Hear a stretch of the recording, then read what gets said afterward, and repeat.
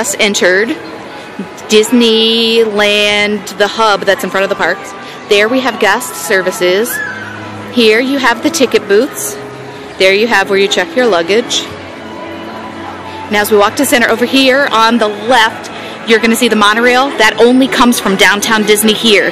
Does not run to any of the resorts, and you have to have a park ticket in order to get on it. It's not like Walt Disney World, and it only goes from downtown Disney to here. Now, here we are in the center. Over here to my right, you'll see that's the entrance to Disney's California Adventure.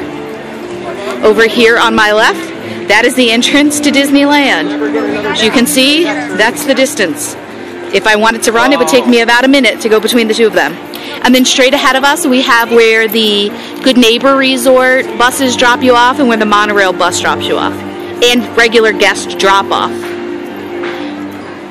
Over to the far left-hand side, beyond the gates to get in, is where the wheelchairs and ECVs can be rented. And then over all the way to the right, you'll see that is guest relations for both parks.